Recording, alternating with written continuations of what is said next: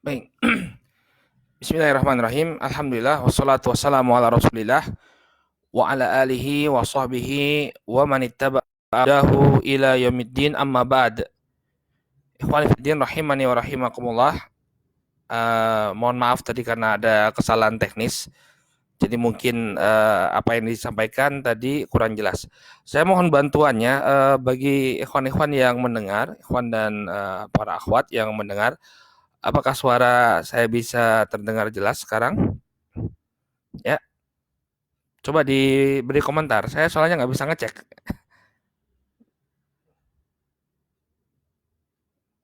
Sudah jelas ya? Bismillahirrahmanirrahim. Iya, jelas. Alhamdulillah. Baik. Eh, Tadi sebenarnya sudah jelaskan ya beberapa perkara, tapi nggak apa-apa kita ulang lagi saja. Di pertemuan yang terakhir, ikhwan fillah rahimani wa rahimakumullah, kita telah jelaskan beberapa perkara yang berhubungan dengan ahkam siam. Kita telah jelaskan apa itu definisi asyam, kemudian kapan puasa atau siam itu diwajibkan. Demikian juga kita telah jelaskan kapan anak-anak itu diperintahkan untuk berpuasa. Demikian juga syarat sahnya puasa, dan terakhir pembahasan kita berkenaan dengan sunnah-sunnah ketika berpuasa. Sekarang kita masuk ke dalam pembahasan ahkamul muftirin fi Ramadan. Hukum-hukum yang berkenaan dengan al-muftirin, yakni orang-orang yang diperbolehkan untuk tidak berpuasa di bulan Ramadan. Jadi ada berapa golongan? Ada 4 golongan manusia yang diperbolehkan untuk tidak berpuasa di bulan Ramadan. Nah, jelaskan sekarang suaranya, alhamdulillah. Baik.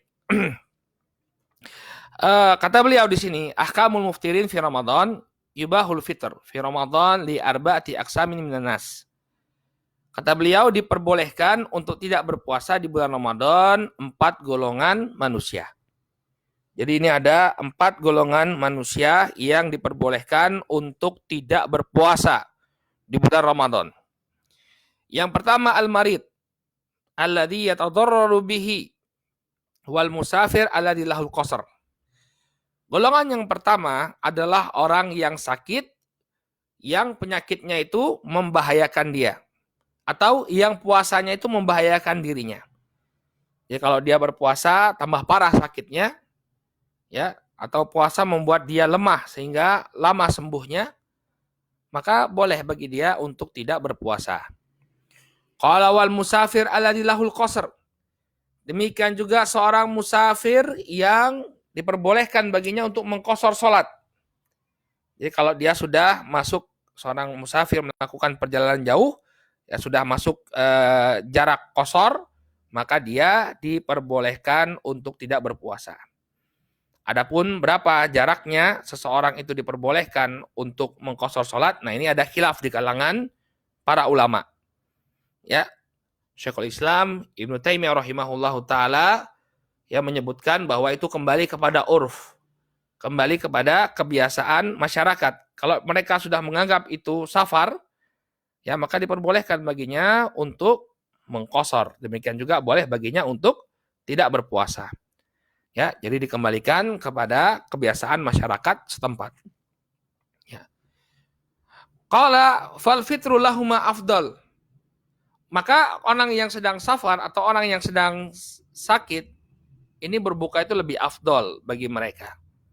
Ya, lebih afdol bagi mereka. Para ulama menjelaskan kenapa lebih afdol, karena dia memanfaatkan rukhsah, keringanan dari Allah Subhanahu wa taala, menunjukkan bahwa dia seorang yang sangat butuh dengan kasih sayang Allah Subhanahu wa taala, makanya berbuka ini lebih afdol. Ya, berbuka ini lebih afdol bagi mereka. Ya. Kecuali kalau dia tidak mengalami kesulitan, ya, seperti para musafir di masa kita, mungkin yang dia tempuh jaraknya jauh sekali, ya. Jogja, Jakarta, mungkin Jakarta KL, Jakarta Kuala Lumpur. Ya, tapi naik pesawat. Ya, pesawat tidak mengalami kesulitan sama sekali, maka lebih afdal baginya untuk berpuasa. Karena yang namanya puasa di bulan Ramadan ini nilainya tidak tergantikan dengan puasa di hari yang lainnya. Tapi kalau dia mengalami kesulitan, ya misalnya perjalanannya ditempuh dengan perjalanan darat, panas, ya kondisinya panas, kemudian kalau dia tidak berbuka atau dia tidak membatalkan puasanya, dia membahayakan dirinya. Maka lebih afdol baginya untuk berpuasa. Untuk tidak berpuasa ya, berbuka itu lebih afdol. Wa alaihi mal qada. Dan kalau dia berbuka memutuskan untuk tidak berpuasa, wajib baginya untuk mengqada. Wajib baginya untuk mengqada ya, diqada puasanya. Kalau dia memutuskan untuk berbuka. Wa in shama ya ajza'ahuma. Kalau dia tetap berpuasa, orang yang sakit ini berpuasa, kemudian orang yang safar ini berpuasa, maka puasanya sah. Ya, puasanya sah. Jadi puasanya tetap sah. Jadi silakan kalau orang yang sakit atau orang yang safar, ya, yang afdolnya dia berbuka, tapi kalau dia tetap mau berpuasa, maka puasanya sah. Kalau dia memutuskan untuk berbuka, maka dia punya kewajiban mengqadha. Allah Subhanahu wa taala berfirman, "Faman kana minkum maridan aw ala safar fa iddatum min ayyamin ukhra." Dalam surat Al-Baqarah ayat yang ke-184 Allah Subhanahu wa taala berfirman, ya, barang siapa di antara kalian yang dia sakit atau safar, maka dia menggantikan di hari yang lainnya. Ai idza aftara al-marid wal musafir qada ba'da Ramadan bi iddatin ma aftara min ayyamin ukhra. Ya.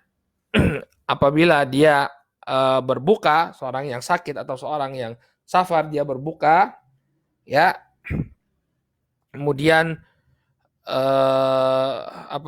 dia punya kewajiban untuk mengqadha, maka dia punya kewajiban untuk mengqadha setelah Ramadan ya sejumlah hari yang dia tinggalkan, hari yang dia berbuka. Misalnya dia sakit, ya sakitnya 8 hari, nggak puasa 8 hari. Nanti setelah bulan Ramadan dia sudah sembuh, maka silakan mengqadha selama 8 hari.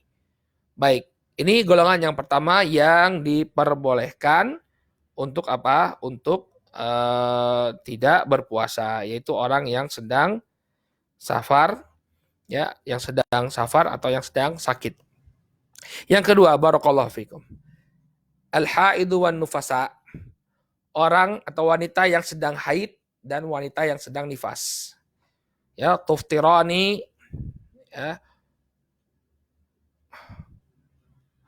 wa taqdiyan ya, wa in samata lam yujzihuma. Ya, dia berbuka dan mengqadha. Jadi orang yang haid dan wanita yang haid dan wanita yang nifas, ya, dia berbuka dan dan mengqadha. Wa in samata lam yujzihima. Kalau mereka berdua tetap berpuasa, maka puasanya tidak sah. Ini wanita yang haid dan wanita yang nifas tidak boleh berpuasa. Kalau dia berpuasa, puasanya tidak sah. Puasanya tidak sah. Ya. Dan wajib baginya untuk mengqadha, Qalat Aisyah radhiyallahu anha kana ya yusibuna dzalik ta'ni al-haid. Dahulu kami ditimpa hal tersebut, yaitu apa? Haid. Fa nu'mar bi qada'i shaum wa la nu'mar bi qada'i shalah.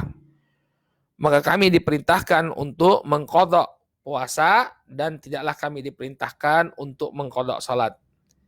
Jadi wanita yang haid dan nifas, ya, mereka mengqadha puasanya. Yang muttafaqun alaih, hadis yang diriwayatkan oleh Al-Bukhari dan Muslim.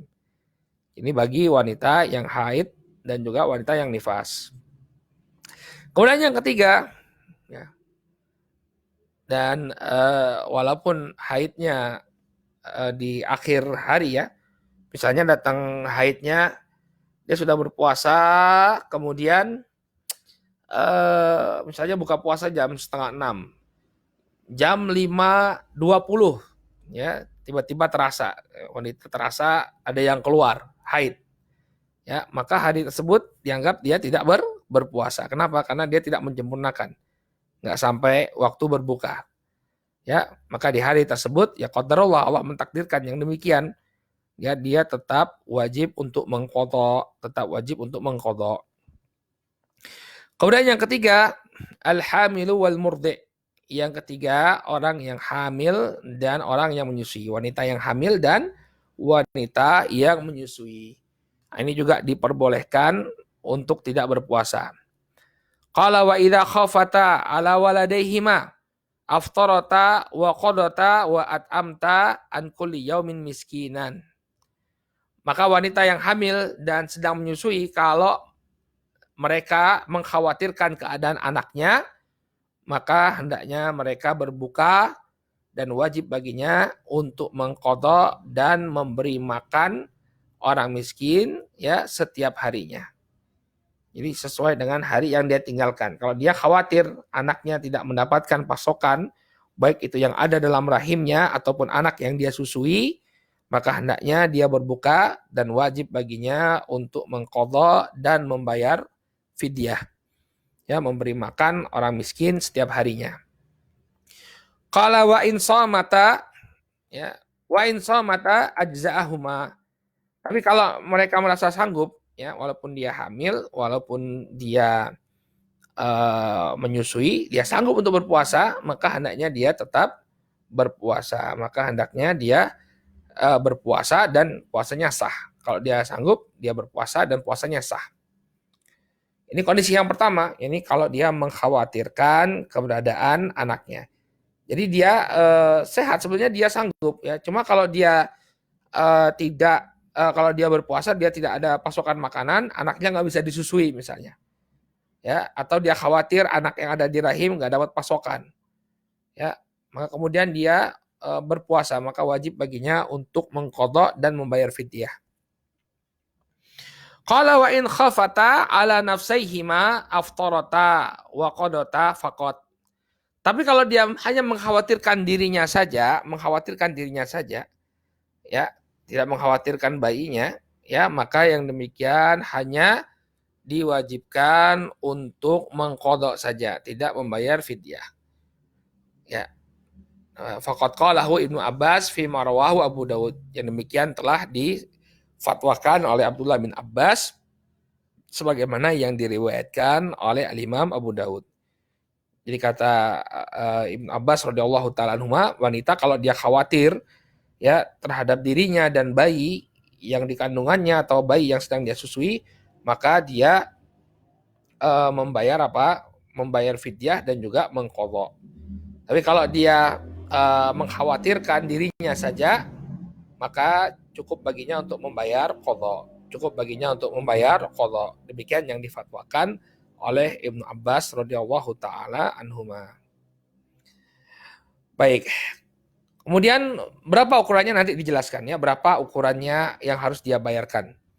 Yang keempat, ya, golongan yang diperbolehkan untuk tidak berpuasa di bulan Ramadan adalah al-ajizu anisaum likibarin aw maradin la yurja shifa'uhu.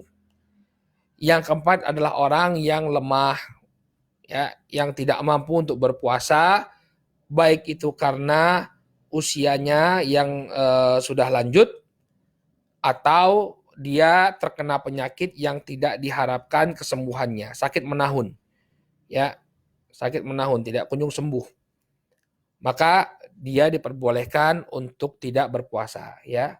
Kakek-kakek, nenek-nenek yang sudah tidak sanggup lagi berpuasa, ya, maka boleh bagi mereka untuk tidak berpuasa. Fa innahu yuftir wa yut'im, maka dia tidak berpuasa dan ya berkewajiban memberi makan. An kulli yaumin miskinan, dia berkewajiban memberi makan kepada satu orang miskin setiap harinya. Ya, qalahu Ibnu Abbas fi ma rawahul Bukhari. Yang demikian disebutkan oleh Ibnu Abbas dalam apa yang diriwayatkan oleh Al-Bukhari. Qala wa miqdarul it'am mut min burrin aw nisfu sa'in min ghairihi.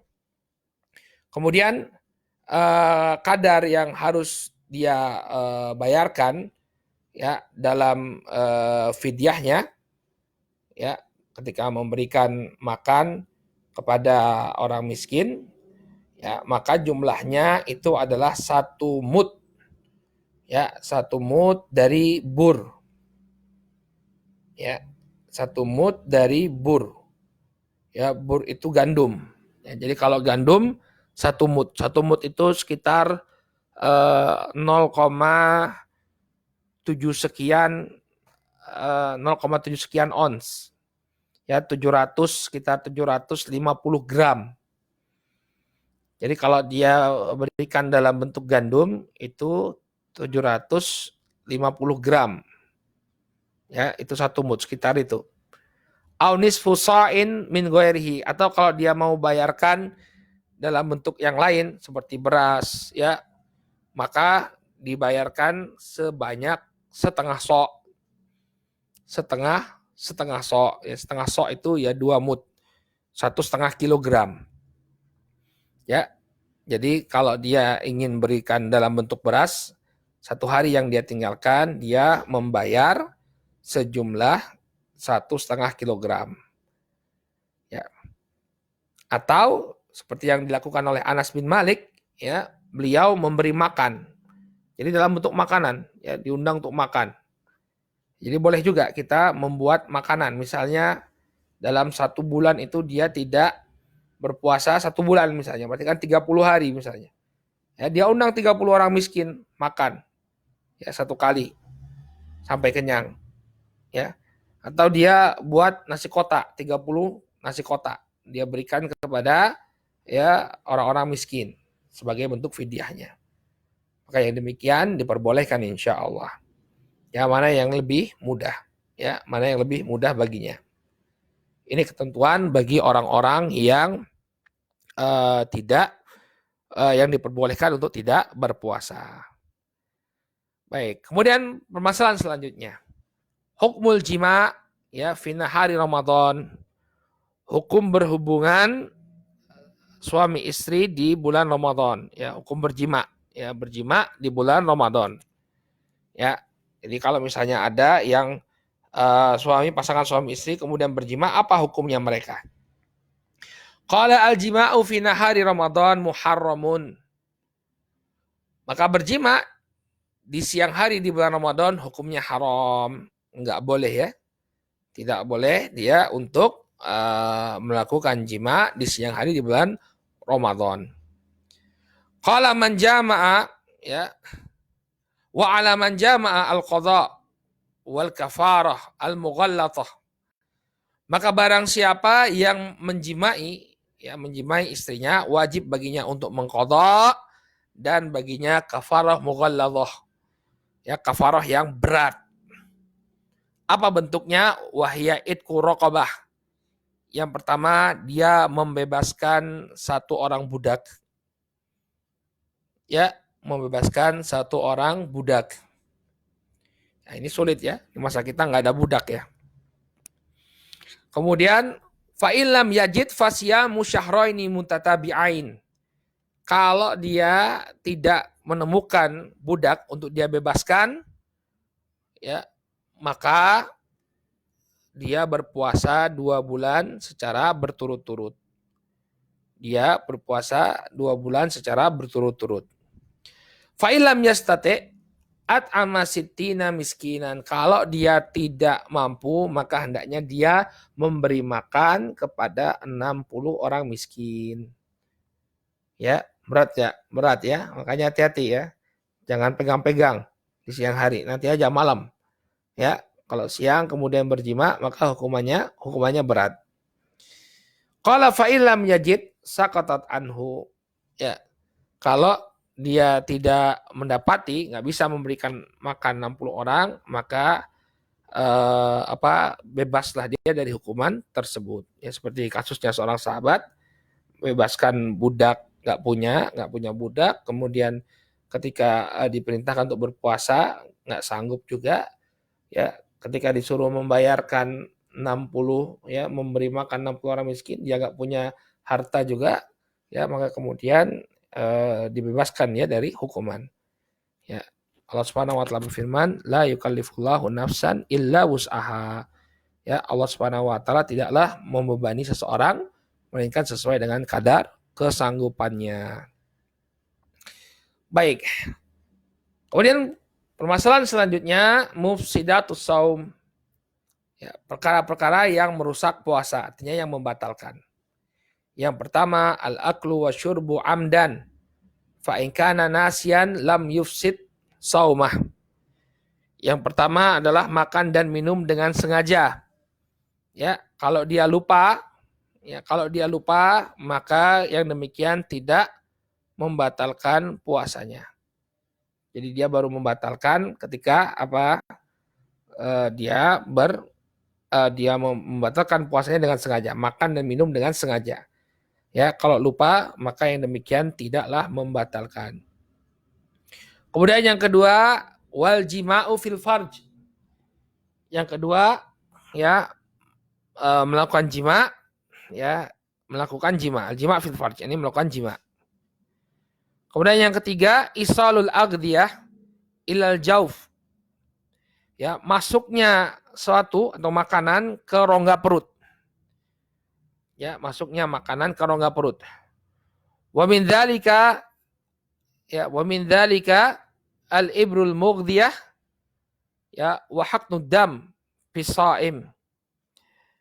Dan termasuk dalam permasalahan ini adalah al-ibr al-mughdiyah, yaitu infus, ya. Infus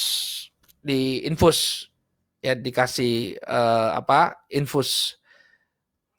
Nggak tahu apa bahasa Melayunya ini, bahasa Malaysianya. Transfer vena, ya, transfusi vena. Jadi zat makanan dimasukkan melalui pembuluh darah. Demikian juga transfer darah, ya, transfusi darah. Transfusi darah juga ini membatalkan orang yang puasa, membatalkan puasa. Ya, ini diantara perkara yang membatalkan puasa. Kemudian yang keempat, wa inzalul mani fil yaqadhah bistimna'in aw mubasyaratin aw takbil, ya, wa nahwi dzalik bi ikhtiyarihi. Yang keempat, keluarnya mani dalam keadaan terjaga, bukan dalam keadaan tidur. Ya, kalau dia mimpi basah, ya, ihtilam, nggak jadi masalah, ya, tidak membatalkan karena itu di luar kemampuan dia. Tiba-tiba mimpi dia kemudian keluar, yang demikian tidak membatalkan. Tapi kalau dengan sengaja dalam keadaan bangun, ya, dia melakukan istimna, ya, onani atau masturbasi, sengaja dia. Nah, ini sungguh tidak pantas, ya, di bulan Ramadan. Hendaknya kita menjaga syahwat, ya. Orang yang melakukan onani ini pasti ada pendahuluannya, pasti dia melihat sesuatu yang membuat dia terangsang atau yang semisalnya, ya, sehingga tidak pantas di bulan Ramadan untuk melihat hal yang demikian. Ya, barang siapa yang dia keluarkan maninya, ya, dengan sengaja, maka yang demikian membatalkan puasanya, ya, baik itu dengan onani, istimna, au mubasyarah, atau dengan menyentuh pasangannya, menyentuh istrinya, memeluk istrinya, mencium, au takbil, atau mencium istrinya, kemudian keluar maninya, maka yang demikian membatalkan puasanya. Ya, maka wajib bagi dia untuk mengqadha, ya. Wa amal inzal bil ihtilam, ya, fala yuftir li annahu bi ghairi ikhtiyari shaim. Adapun kalau dia keluarnya itu karena mimpi ihtilam, maka yang demikian tidak membatalkan karena keluarnya bukan karena pilihan dia, bukan karena kesengajaannya. Ya, jadi kalau dia keluar karena mimpi, karena mungkin sudah bertumpuk, kemudian di siang hari dia mimpi, maka yang demikian tidaklah merusak atau memudaratkan puasanya.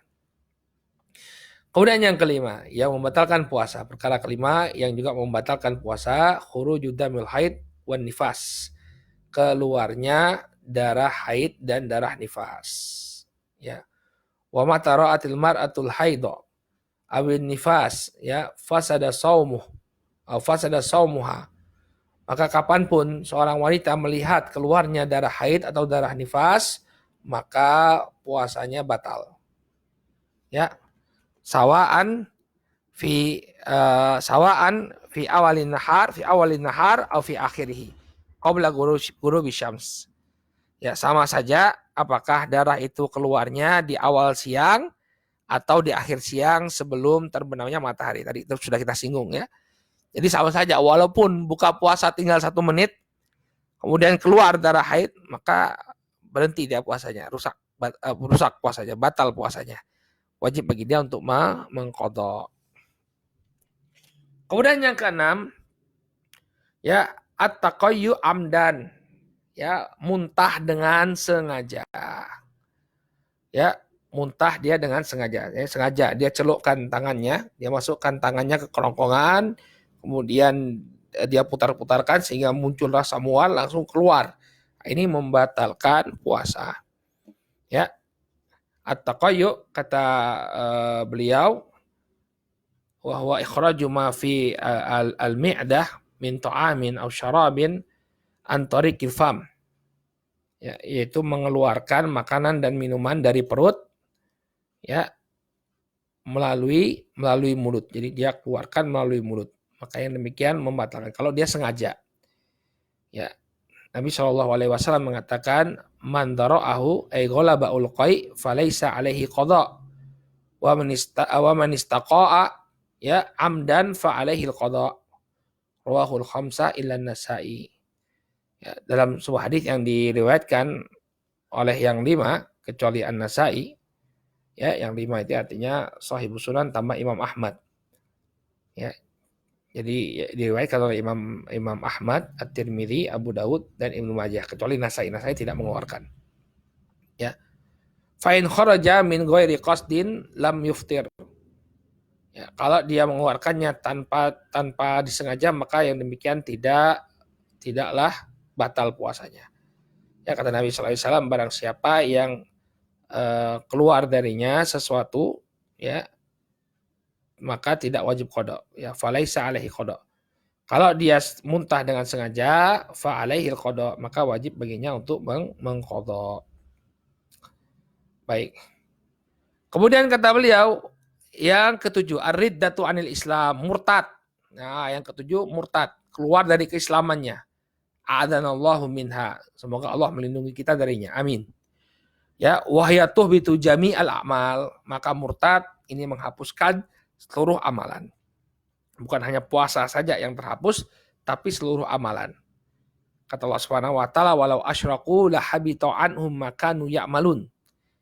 Dalam surat Al-An'am ayat ke-88 Allah Subhanahu wa taala berfirman, kalau mereka melakukan kesyirikan, maka akan terhapus amalan-amalan mereka. Ya. Baik. Kemudian kata beliau menutup pembahasan ini, wala yufsidu shauma man fa'ala syai'an min jami'il muftirat jahilan aw nasyan aw mukrahan. Ya. Kata beliau, tidaklah merusak puasa atau membatalkan puasa ya apabila seseorang melakukan pembatal puasa ini karena dia bodoh, enggak tahu hukumnya. Aw nasyan atau dia lupa. Ya, au mukrohan atau dia dipaksa, diancam jiwanya, ayo berbuka. Maka dia ketika dia berbuka maka dia tidak batal puasanya karena dia dipaksa. Wala in dakhala al-ghabaru khalqahu awil dzubab awil ma ya bi ghairi qasdin.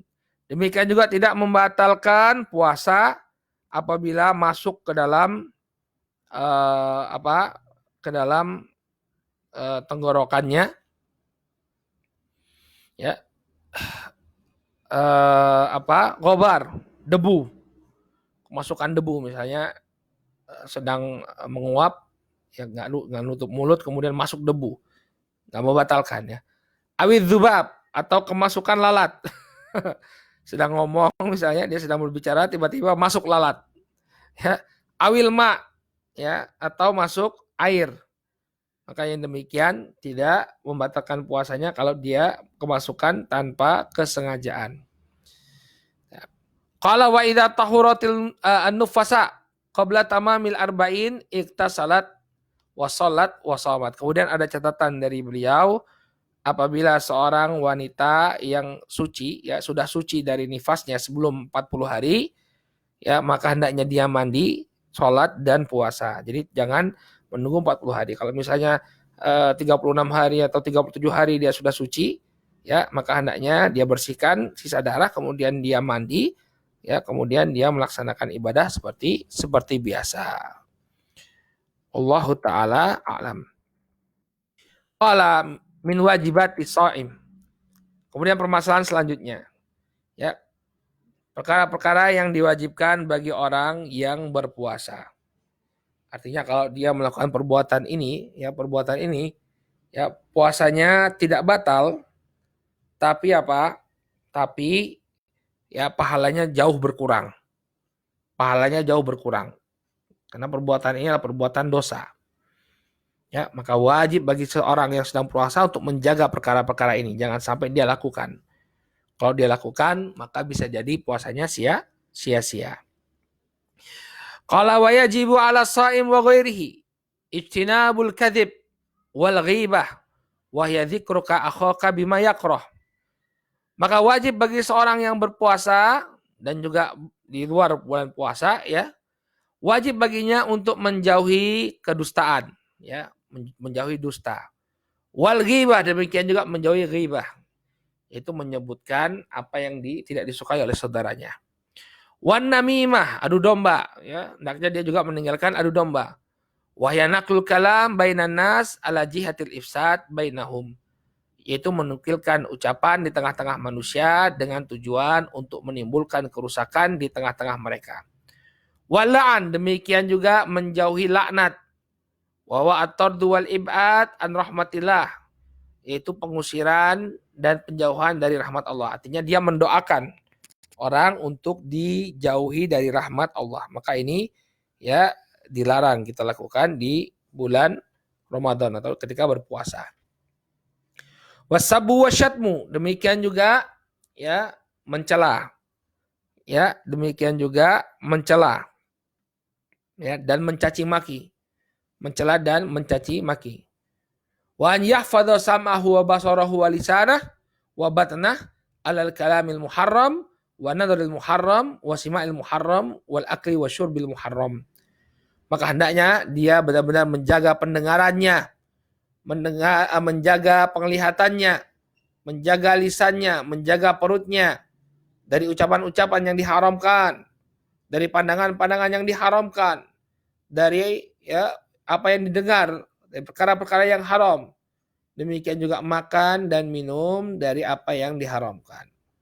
Ya, di luar bulan puasa saja kita wajib untuk menjaganya, apalagi di bulan puasa atau di bulan Ramadan.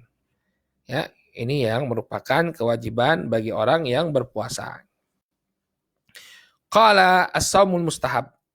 Kemudian bagian selanjutnya adalah puasa yang mustahab. Nah, ini beliau karena babnya inilah penjelasan tentang ahkamus syiyam, hukum-hukum berpuasa, maka beliau jelaskan di sini as-shaum mustahab, hukum puasa sunnah. Puasa-puasa sunnah itu apa saja? Qala yustahabbu syiyamu sittati ayyamin min Syawal. Ya, maka disunahkan baginya untuk berpuasa 6 hari di bulan Syawal. Ya, diwajibkan baginya untuk berpuasa 6 hari di bulan Syawal. Ya. Baik, dalilnya adalah hadis Abu Hurairah radhiyallahu taala anhu. Hadisnya Abu Ayyub Al-Ansari radhiyallahu anhu, bahwa Nabi Shallallahu alaihi wasallam bersabda, "Man shoma Ramadan tsumma atba'ahu sittan min Syawal kana kasyami dahr." Ya. Dalam riwayat Abu Daud yang disebutkan Nabi SAW mengatakan, barang siapa yang berpuasa di bulan Ramadan, kemudian dia ikuti dengan puasa 6 hari di bulan Syawal, maka seakan-akan dia telah berpuasa sepanjang waktu. Ya. Jadi ini dalil yang menunjukkan keutamaan puasa di bulan Syawal. Kemudian wasalah 1 ayyam min kulli syahr. Kemudian puasa 3 hari ya pada setiap bulannya. Ya. Berpuasa 3 hari di setiap bulannya. Ya, di antara dalilnya banyak, di antaranya adalah apa yang disebutkan, apa yang diriwayatkan dari Abdullah bin Amr bin As. Nabi Shallallahu Alaihi Wasallam mengatakan sum min kulli syahrin thalathata ayyam. Ya, berpuasalah engkau di setiap hari itu 3 hari, setiap bulan 3 hari. Ya, berpuasalah engkau di setiap bulannya 3 hari. Ya. Kemudian wal afdalu siyamu ayamil layali al-bait. Ya. Dan yang paling afdal berpuasa 3 hari pada ayamul bait, ya, atau ayamul bid, ya. Wahya ats-tsalits asyar wal rabi asyar wal khamis asyar, yaitu berpuasa pada tanggal 13, 14 dan 15 pada setiap bulannya. Dalam riwayat Abu Dzar, Rasulullah SAW mengatakan, ya Abu Dzar, idza sumta minasyahr thalathata ayyam fasum thalatha asyrah wa arba'ata asyrah wa khamsata asyrah. Ya Abu Dzar, wahai Abu Dzar, apabila engkau berpuasa pada setiap bulannya 3 hari, maka berpuasalah engkau pada hari yang ke-13, ke-14 dan ke-15. Ya, ini dalil yang menunjukkan disunahkannya berpuasa 3 hari di setiap bulan, dan yang paling utama adalah tanggal 13, 14 dan 15. Qala wa yamu al-itsnaini wal khamis. Berpuasa pada hari Senin dan hari Kamis. Ya, berpuasa pada hari Senin dan hari Kamis. Ya, dalilnya adalah hadis Usamah bin Zaid, inna Nabiya sallallahu alaihi wasallam kana yasumu yaumal itsnaini wal khamis wa su'ila an dzalik. Kata Usamah bin Zaid, dahulu Nabi sallallahu alaihi wasallam berpuasa pada hari Senin dan hari Kamis. Wa su'ila an dzalik, kemudian beliau ditanya tentang hari Senin dan Kamis, maka beliau mengatakan, inna a'malal ibad tu'radu yaumal itsnaini wal khamis. Sesungguhnya ya amalan seorang hamba itu ya dinaikkan pada hari Senin dan hari Kamis. Ya, dalam riwayat yang lain disebutkan bahwa Nabi alaihissalam mengatakan, dan aku suka ya ketika itu aku dalam keadaan berpuasa. Ya. Jadi ini disunahkan berpuasa pada hari Senin dan hari Kamis. Kemudian selanjutnya wa tis'a Dzulhijjah, 9 hari pertama bulan Dzulhijjah. Wa aqadaha at-tasi' wa huwa yaum Arafah. Ya, 9 hari bulan Dzulhijjah.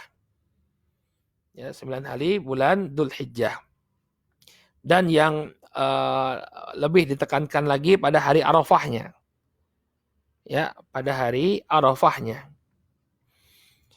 Ya, disebutkan dari ya sebagian istri Nabi alaihi salatu wasallam, kan Rasul sallallahu alaihi wasallam yasumu tis'a Dzulhijjah wa yaum Asyura wa thalathata ayyamin min kulli syahr. Ya, wa awal itsnaini min asy-syahr wal khamis. Kata sebagian istri Nabi sallallahu alaihi wasallam bahwa Nabi sallallahu alaihi wasallam dahulu beliau berpuasa ya di 9 hari pertama bulan Dzulhijjah.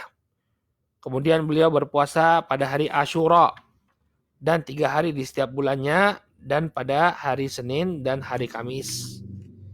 Dan pada hari Senin dan hari Kamis. Ya, jadi ini disunahkan Nabi alaihissalam ya dahulu berpuasa di 9 hari pertama bulan Dzulhijjah. Wa aqadaha at-tasi' wa huwa yaum Arafah. Dan yang lebih ditekankan lagi adalah hari Arafahnya. Yakni hari Arafah. Ya, su'ila Rasul sallallahu alaihi wasallam, diriwayatkan dari Abu Qatadah bahwa Nabi sallallahu alaihi wasallam ditanya tentang puasa pada hari Arafah. Qala yukaffiru as-sanatal madiyah wal baqiyah. Maka puasa di hari Arafah itu akan menghapuskan dosa setahun yang lalu dan setahun yang akan datang. Ya. Wa yamu Asyura, ya, al-ashir bin syahri Muharram. Ya. Demikian juga berpuasa pada hari Asyura, yakni hari ke-10 dari bulan Muharram. Sama Nabi SAW ditanya tentang hari Asyura, su'ila an Asyura, faqala yukaffir as-sanatal madiyah. Ya, beliau alaihi salatu wassalam ditanya tentang hari Asyura, puasa di hari Asyura, beliau mengatakan itu akan menghapuskan dosa setahun yang lalu. Ya, apa maksudnya dosa yang dihapuskan? Ini dosa-dosa kecil ya. Jadi kalau ada amalan yang bisa menghapuskan dosa, itu yang dimaksudkan adalah dosa-dosa kecil. Kalau dosa besar, itu harus dengan taubat. Dan mungkin muncul pertanyaan, bagaimana dia bisa menghapuskan dosa setahun yang akan datang? Ya, apa makna dihapuskan dosa setahun yang akan datang? Ya, para ulama menjelaskan beberapa kemungkinan, bahwa kemungkinan yang pertama bisa jadi Allah berikan taufik baginya untuk tidak melakukan perbuatan dosa. Jadi selama setahun setelah dia berpuasa, Allah jauhi dia dari perbuatan dosa. Atau yang kedua, ya Allah Subhanahu wa taala mudahkan taubatnya. Jadi diampuni dosanya setahun yang akan datang. Jadi ketika dia melakukan dosa langsung bertaubat dia. Atau kemungkinan yang ketiga, ya bahwa Allah Subhanahu wa taala mudahkan dia untuk melakukan berbagai amalan soleh. Sehingga dosa-dosanya terhapus dengan amalan-amalan soleh tersebut. Ya, ini yang dimaksudkan bahwa puasa-puasa tadi bisa menghapuskan dosa yang akan datang. Qala wa yudafu ilahi ya, yaumu qablahu wa yaumu ba'dah. Dan diikut sertakan puasa sebelumnya, ini puasa sebelum Asyura atau puasa setelahnya. Iktidaan bin Nabi sallallahu alaihi wasallam wa sahabatihi al-kiram wa mukhalafatan lil yahud.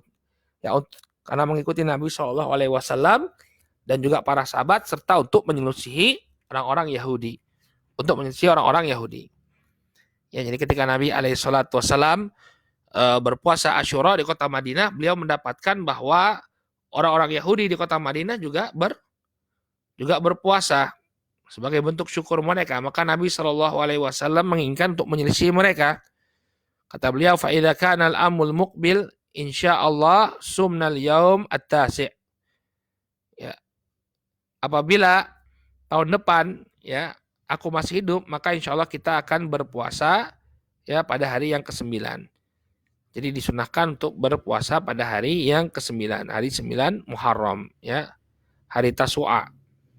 Ya, sehari sebelum Asyura. Ya. Adapun hadis yang menunjukkan disyariatkannya berpuasa pada hari yang ke-11, ini hadisnya lemah. Hanya saja istimbatnya para ulama, walaupun hadisnya lemah, ya, tapi kita diperintahkan. Kenapa Nabi memerintahkan kita untuk berpuasa pada hari yang ke-9? Itu untuk menyelisih orang-orang Yahudi. Agar kita tidak berpuasa cukup pada hari ke-10 saja. Maka silakan ditambah. Ya, pada hari yang ke-9 atau hari yang ke-11. Baik. Ini adalah puasa-puasa yang sunnah. Kemudian beliau tutup bab ini dengan taujihat, dengan pengarahan. Ya, ini pengarahan diberikan kepada para kepala keluarga, para ayah. Kata beliau, ayuhal muslim, ya intahis fursata hayatik wa sihatik wa syababik, ya waqtanimha bil a'mali salihah qabla an yanzila bikal maut. Wahai kaum muslimin, ya, wahai kaum muslimin, dan ini lebih kepada bapak ya. Kata beliau, manfaatkanlah kesempatan dari hidupmu, kesempatan ketika engkau sehat, kesempatan dari masa mudamu. Waqtanim habil a'mal. Kemudian isilah ya dengan amalan-amalan as-salih, amalan-amalan saleh. Qabla an yanzila bikal maut, sebelum kematian itu datang kepadamu. Ya, ini beliau menasihatkan atau memberikan wasiat ya agar kita benar-benar memanfaatkan kesempatan hidup kita, kesehatan yang Allah berikan, masa muda yang kita dapati, ini hendaknya dimanfaatkan. Qabla anzila bikal maut, sebelum datang kematian kepadamu. Qala wa tub ilallahi ta'ala taubatan shadiqah fi jami'il awqat min jami'idz dzunub wal muharramat. Dan bertobatlah engkau kepada Allah Subhanahu wa taala dengan tobat yang jujur, tobat yang benar. Ya, di setiap waktu, dari setiap perbuatan dosa dan perkara-perkara yang haram. Ya, kita manusia tidak lepas dari apa? Kesalahan. Kullu bani Adam khata' wa khairul khata'ina tawwabun. Setiap anak Adam ini pasti pernah salah, pernah dosa. Dan sebaik-baiknya orang yang berdosa adalah orang yang bertaubat. Ya, maka manfaatkanlah waktu yang ada untuk bertaubat kepada Allah Subhanahu wa taala. Ya, wa hafid ala faraidillahi ta'ala wa awamirihi wabta'id an muharramatihi wa nawahihi fi Ramadan wa ghairihi. Maka jagalah ya kewajiban-kewajiban Allah, kewajiban-kewajiban yang telah Allah perintahkan. Jagalah perintah-perintah Allah dan jauhilah perkara-perkara yang diharamkan oleh Allah. Jauhilah perkara-perkara yang dilarang oleh Allah Subhanahu wa taala, baik itu di bulan Ramadan dan juga di luar bulan Ramadan. Ya. Wahdhar an tuakhira taubah fatamutu asiyan qabla an tatuba fa innaka la tadri at-tudrika syahra Ramadan al-qadim am la. Maka hati-hati kamu, jangan engkau mengakhirkan taubatmu. Jangan kau tunda-tunda taubatmu. Maka kemudian engkau mati dalam keadaan bermaksiat kepada Allah Subhanahu wa taala sebelum engkau sempat bertobat. Hati-hati. Ya, kematian suatu rahasia dari Allah Subhanahu wa taala, kita tidak tahu kapan kita akan dicabut nyawanya. Ya, maka hendaknya kita jangan menunda taubat. Tidak ada yang bisa menjamin kita akan hidup di Ramadan yang akan datang. Ya, kau tidak tahu apakah engkau akan mendapati bulan Ramadan yang akan datang ataukah tidak. Kemudian wajtahid fi amri ahlika wa auladika wa man tahta yadika bi taatillahi ta'ala. Ya, wa nahyihim an ma'asih. Ya, dan bersungguh-sungguhlah untuk memerintahkan ya istrimu, demikian juga anak-anakmu dan siapapun yang berada di bawah ya pemeliharaanmu, ya bersungguh-sungguhlah untuk memerintahkan mereka taat kepada Allah Subhanahu wa taala dan melarang mereka dari bermaksiat kepada Allah. Ingat ya, kepala keluarga dia punya tugas. Ya ayyuhalladzina amanu qu anfusakum wa ahlikum nara. Wahai orang-orang yang beriman, jagalah diri kalian dan keluarga kalian dari api neraka. Wajib baginya untuk memerintahkan keluarganya untuk melaksanakan perintah Allah dan melarang mereka dari berbuat maksiat. Wa kun qudwatan hasanah lahum fi jami'il majalat. Maka jadilah engkau teladan yang baik di hadapan mereka dalam setiap kondisi. Ya, seorang ayah, seorang kepala keluarga hendaknya dia menjadi apa? Menjadi contoh teladan di hadapan ya anak dan istrinya. Fa innaka ra'in alaihim mas'ul anhum amama Allah taala. Ya. Karena sesungguhnya engkau adalah pemimpin atas mereka dan engkau akan ditanya di hadapan Allah Subhanahu wa taala. Nabi alaihi salatu wasallam, kullukum ra'in wa kullukum mas'ulun an ra'iyatih. Setiap kalian adalah pemimpin dan setiap pemimpin akan ditanya tentang kepemimpinannya. Wakhil baitaka min jami'il munkarat as-sadati an dzikrillah wa anis shalah. Maka singkirkanlah dari rumahmu kemungkaran-kemungkaran yang ya menghalangi kalian dari berzikir kepada Allah Subhanahu wa taala dan juga dari salat. Ya, perkara-perkara yang melalaikan jangan kita biarkan ada di rumah-rumah kita. Wasgal nafsaka ya wa usrataka fima yanfa'uka wa yanfa'uhum. Ya, maka hendaknya engkau menyibukkan dirimu dan menyibukkan keluargamu dalam perkara-perkara yang memberikan manfaat kepada dirimu dan kepada mereka.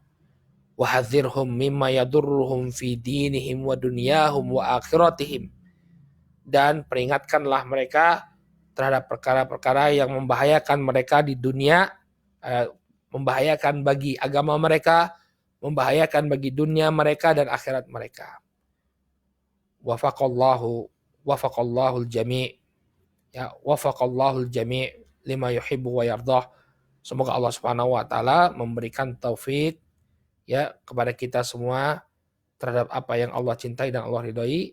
Wa sallallahu ala nabiyyina Muhammad wa ala alihi wa sahbihi wasallam. Dan semoga Allah Subhanahu wa taala mencurahkan salawat dan salamnya kepada Nabi kita Muhammad, kepada keluarga dan para sahabat beliau. Wallahu taala a'lam bisawab. Dengan demikian selesai kita dari pembahasan ahkamus syiyam. Maka insya Allah kita masuk ke dalam permasalahan atau pembahasan yang baru, yaitu Qiyam Ramadan. Ya, Qiyam Ar-Ramadan. Wallahu ta'ala a'lam bisawab. Nakifil huna. Subhanakallahumma wa bihamdika. Asyhadu an la ilaha illa anta astaghfiruka wa atubu ilaik. Assalamualaikum warahmatullahi wabarakatuh.